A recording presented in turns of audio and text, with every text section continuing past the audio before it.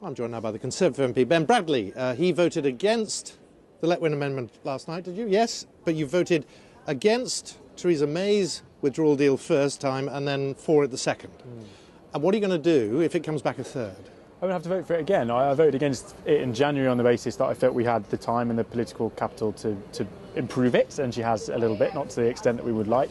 But when it came to the second time round, and it's still the case, if more so the case now, it seems like it's deal or no Brexit, frankly. I was talking to one Conservative MP, one of your colleagues earlier, who was rather resentful of the fact that Theresa May hadn't actually spoken to her.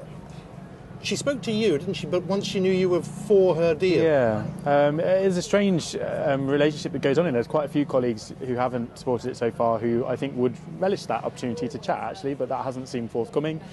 She invited those of us... Strange? It is a bit strange. She invited those of us who did back it to ask us why and what she needed to do, but then seemed not really to follow that advice. So it's a weird scenario, to be honest, but if you're not going to reach out to the people you need to get on board, then you're going to struggle, right? You've just said to me off air, and I'll give you the credit for it, if you're not confused by this process, you're not paying attention. And I think everybody feels that, particularly as we still don't really know what the plan is tomorrow. Yeah, and it's so fluid is the nice way of putting it, right? But and whether tomorrow ultimately will have any significance whatsoever, because if the deal comes back and is approved later on, then all of that becomes irrelevant. I don't think there's going to be a majority for anything in the Commons tomorrow. I think that's the problem.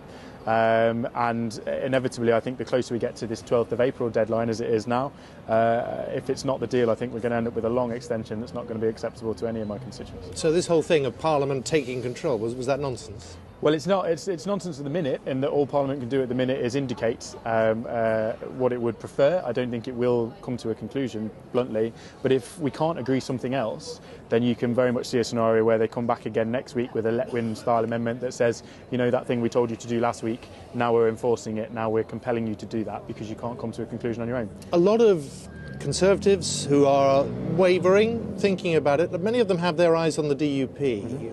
The DUP seem to be pretty entrenched, no sign there. What's going on behind the scenes? Are there some MPs who are just talking to them and just seeing where there might be some room? There's lots of conversations, and you know, for those people like myself who are kind of see it as the only way out of this now, frankly, then trying to convince people. Theresa May's deal. Yeah, and trying to convince people of that case. But the two factors that I think are in play, and I've told Theresa May this directly when I sat down with her last week, are actually the DUP, because frankly I just don't think the numbers exist without them. It's 20 votes that you've got to then recover in terms of swing, the 10 of them voting against instead of for. And the other is her leadership, that people, many Brexiteers in particular, aren't convinced about a positive way forward in the long-term phase of the negotiations after this for as long as she's in charge. And I think, again, I don't think the numbers are there for her if she's still insisting on being in charge of the next stage. Did you actually say that to her? I did, yeah. How did she respond? She didn't say a lot. The feedback, to be honest, from most of meetings like that has been that she listens a lot and doesn't say a lot. But, you know, she's very aware of that scenario. I'm sure it's down to her, really. I don't know, when you went into politics, did you ever imagine you'd be sitting with a Prime Minister and telling them, do you know what, I think you probably need to go? Not certainly within 2 years of being here. You know, nobody expected us to be where we are. I came into politics to talk about schools, actually, which I've not had a great deal of chance to do in the time we've been here. But it's certainly an unprecedented situation. And that's the driver behind your decision to back her, is it? Let's just get something done.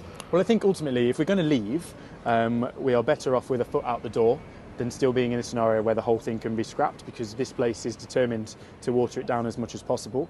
I think if we are out, then we have the opportunity to reset, to have a leader with a new mandate from the party to go and deliver something in the second phase that we can get behind. And there's an opportunity there. The uncertainty that comes with not being able to agree could be anything from customs union, long extension, general election, not outcomes that any of us want. Ben Bradley, great to see you. Thank you very much for joining us. Thank you.